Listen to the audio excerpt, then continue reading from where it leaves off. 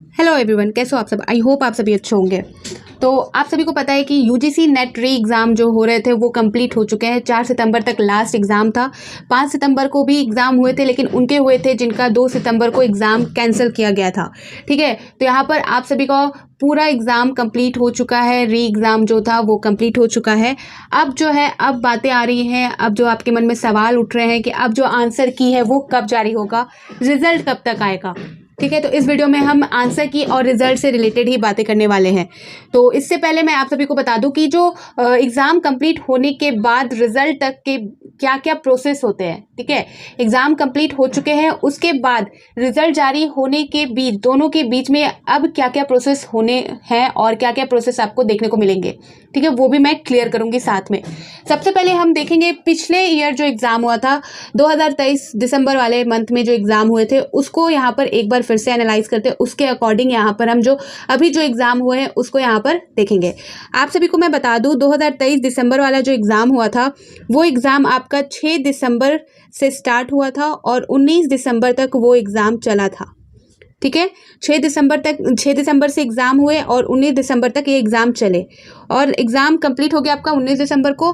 और उस एग्ज़ाम का यानी कि दिसंबर 2023 का जो एग्ज़ाम हुआ उसका जो आंसर की है वो जारी हुआ था आपका 3 जनवरी 2024 को। ठीक है, 3 जनवरी 2024 को आपका आंसर की जारी किया गया था। तो यहाँ पर पूरा जो है 15 दिन का टाइम उन्होंने लिया आंसर की जारी करने में। ठीक है, 15 दिन का जो टाइम है वो इन्होंने लिया, यूजीसी ने लिया आंसर की जारी करने में। अब उसी के अकॉर्डिंग यहाँ पर हम देखेंगे तो 2024 का जो अभी री एग्ज़ाम हुआ वो आपको पता है एग्ज़ाम स्टार्ट हुआ था और उसके बाद 21 अगस्त से ये एग्ज़ाम स्टार्ट हुआ था आपका। ठीक है, 21 अगस्त से जो आपका एग्ज़ाम स्टार्ट हुआ, 4 सितंबर तक ये एग्ज़ाम चला। एक एग्ज़ाम जो आपका 5 सितंबर आप मान के चले तो 5 सितंबर तक ये एग्ज़ाम चला।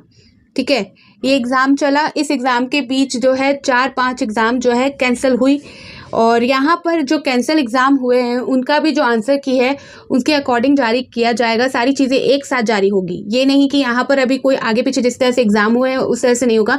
आंसर की सभी का आएगा साथ में।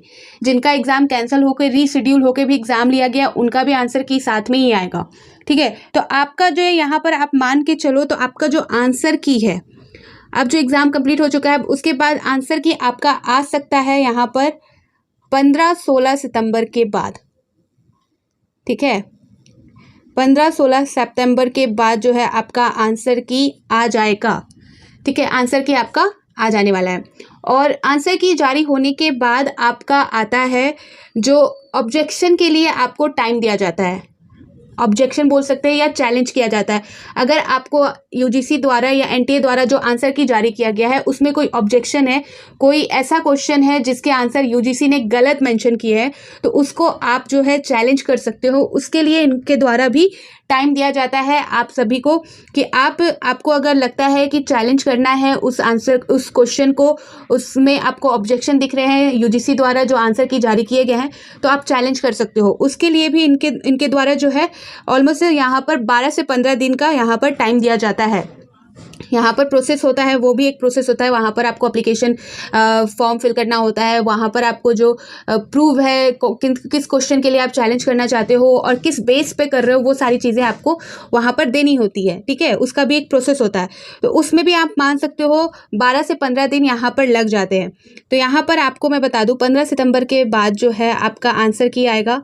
ठीक है, आंसर की आने के बाद जो है आपका फिर आपको जो ऑब्जेक्शन का यहाँ पर दिया जाएगा चैलेंज करने के लिए 15 दिन का टाइम दिया जाएगा यहाँ पर और 15 दिन लग जाएंगे।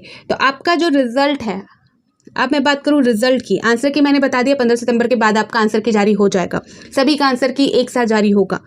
और यहाँ पर मैं बता दूँ, अब रिजल्ट की बात करें तो रिजल्ट जो है आपका ऑब्जेक्शन करने के बाद आपका रिजल्ट अक्टूबर के फर्स्ट वीक तक में देखने को मिल सकता है। फर्स्ट वीक के एंड में या आपके सेकेंड वीक के स्टार्टिंग में देखने को मिल सकता है। तो जो आपका रिजल्ट है वो आपका अक्टूबर में देखने को मिलेगा। ठीक है, अक्टूबर के फर्स्ट वीक में आपको देखने को मिल सकता है। फर्स्ट वीक में या सेकंड वीक के स्टार्टिंग में देखने को मिल सकता है। आपका रिजल्ट जारी कर दिया जाएगा यूजीसी के द्वारा। आप सभी को ये भी पता है कि नेक्स्ट इसके बाद जो है डायरेक्ट जो है प्रोसेस स्टार्ट हो जाएगा दिसंबर मंथ का। तो जिनको नहीं पता उनको मैं बता दूं कि 2 बार एग्ज़ाम होते हैं यूजीसी के द्वारा, और जून वाले एग्ज़ाम में आपको पता है जो पेपर रद्द हुआ था उसके वजह से इस एग्ज़ाम को फिर से लिया गया अगस्त में, और अब जो है दिसंबर वाला प्रोसेस भी आपका स्टार्ट हो जाएगा। तो जो रिज़ल्ट है वो अक्टूबर के फर्स्ट वीक तक में आने के पूरे चांसेस हैं, और दिसंबर वाला जो एग्ज़ाम है उसमें बिल्कुल लेट होगा, जिस तरह से आपको पता है कि क्या है, रीज़न भी आपको पता है।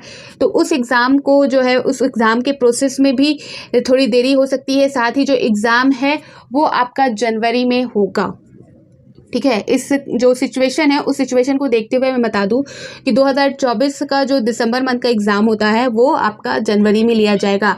एग्ज़ाम होगा दिसंबर मंथ में ही होगा, यहाँ पर ऐसा अभी तक कोई चांसेस नहीं लग रहा है कि अगले जून वाले एग्ज़ाम में मर्ज किया जाएगा, लेकिन यहाँ थोड़ी देरी हो सकती है। आपका एग्ज़ाम जो है जनवरी वाले मंथ में लिया जा सकता है। तो ये अपडेट थी, आई होप आप सभी को क्लियर हो गया होगा, और जैसे ही कोई नोटिस जारी होगी एनटीए द्वारा, यूजीसी के द्वारा, तो मैं आप सभी को क्लियर कर दूंगी, ठीक है। तो फिर मिलती हूँ नए अपडेट के साथ, तो बाय बाय।